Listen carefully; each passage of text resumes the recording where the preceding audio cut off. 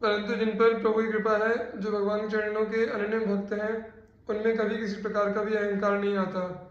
उस समय अंगद जी ने बड़ी सरलता से उत्तर दिया, सुनो सर्वज्ञ प्रणत सुखकारी, मुकुट न होई भूप गुणचारी, साम दान अरुदंड विभेदा, नृपुर बसई नाथ कह बेदा, नीति धर्म के चरण सुहाए, अस जिय जान नाथ पही आए। रामचरितमानस 6:38-8-10। जैसे अंगद ने कुछ किया हो, इसका उन्हें बोध तक नहीं, वे सर्वथा निर्भिमान है। इसके पश्चात युद्ध हुआ, रावण मारा गया। उस युद्ध में युवराज अंगद का पराक्रम वर्णनातीत है। लंका विजय करके श्री राम अयोध्या पधारे, राज्याभिषेक हुआ। अंत में कपिनायकों को विदा करने का अवसर आया। भगवान एक एक को वस्त्राभरण देकर विदा करने लगे। अंगद का हृदय धक धक करने लगा। वे एक कोने में सबसे पीछे दुबक कर बैठ गए। कहीं प्रभु मुझे भी जाने को न कह दे, इस आशंका से श्री राम के चरणों से पृथक होना होगा, इस कल्पना से ही वे व्याकुल हो गए। जब सभी वानर युद्धपतियों एवं ऋष नायकों को भगवान अपने उपहार दे चुके, जब सब आज्ञा पाकर उठ खड़े हुए, तब अंत में प्रभु ने अंगद जी की ओर देखा। अंगद का शरीर कांपने लगा, उनके नेत्रों से आंसुओं की धारा बहने लगी।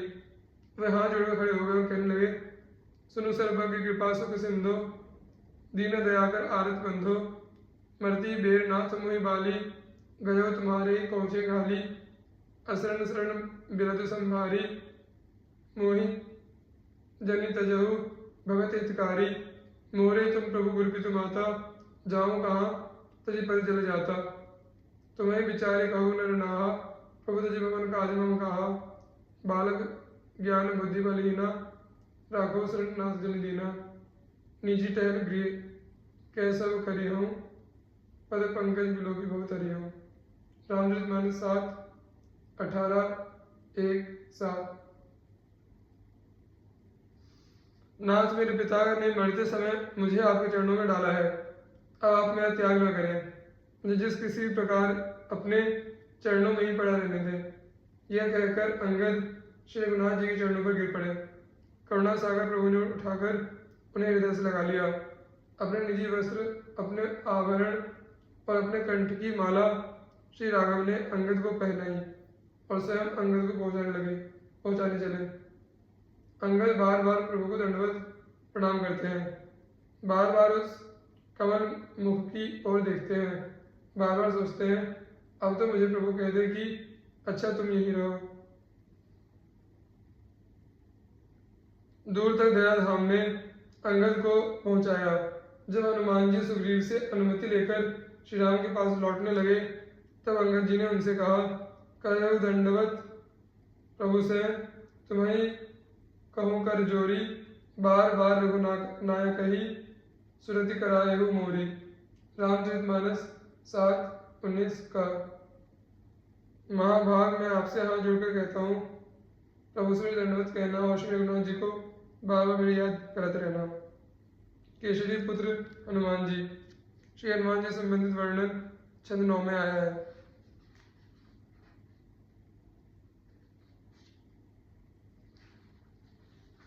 श्री जाम्बान जी। श्री जाम्बान जी का विवरण छंद 9 में आया है। अन्य सहचर, इनके अतिरिक्त दधिमुख, द्विविद, मयंत, सुषेण, नील, नल, शरभ, गवय और गंधमादन, ये भी भगवान श्री राम के सहचर थे। ये सभी देवांश से उत्पन्न थे। ब्रह्मा जी के आदेश से इन लोगों ने वानर का शरीर धारण किया था। इनमें अथाह बल था। श्री दधिमुख जी चंद्रमा के अंश से उत्पन्न हुए थे और ये सुग्रीव के मामा थे। ये बड़े ही सौम्य, भगवत भक्त और मधुरभाषी थे। सुग्रीव के मधुबन नामक मनोरम महावन के ये प्रधान रक्षक थे। राम रावण युद्ध के समय इन्होंने अपने वानर सैनिकों के साथ श्री राम का साथ दिया था। द्विविद और मयंत अश्विनी कुमारों के पुत्र थे। श्री सुषेण जी धर्म के अंश से अवतीर्ण हुए थे। नील अग्नि के और नल विश्वकर्मा के पुत्र थे। ये दोनों लोग एक ही माता से उत्पन्न थे, अतः भाई भाई थे। समुद्र पर सेतु बांधने में इन दोनों का विशेष योगदान था। ये दोनों 10-10 करोड़ वानरों के उत्पत्ति थे। श्री शरभजी पर्जन्य देवता के पुत्र थे। श्री गवय जी यमराज के अंश से अवतीर्ण हुए थे, उन्हीं के समान पराक्रमी थे। श्री गंधमादन जी कुबेर के पुत्र थे। भगवान ने इन सबको अपना सखा माना है। इनकी प्रशंसा करते हुए प्रभु श्री राम गुरुदेव वशिष्ठ जी से कहते हैं, ये सब सखा सुनो पुनि मुनि मेरे, भय समर सागर कहाँ बेरे, ममित लागे जन्मे नहारे, भरतो ते मुहि अधिक प्यारे। इन सहचरों का प्रभु पर इतना प्रेम था कि वे लोग जी जान से युद्ध करने पर भी इसी प्रभु की सेवा में तुच्छ कार्य भी नहीं गिनते। भगवान द्वारा प्रशंसा की जाने पर वे कहते हैं, सुन प्रभु बचन लाज हम मरही, मजक कहूँ खगपति हित कर रही।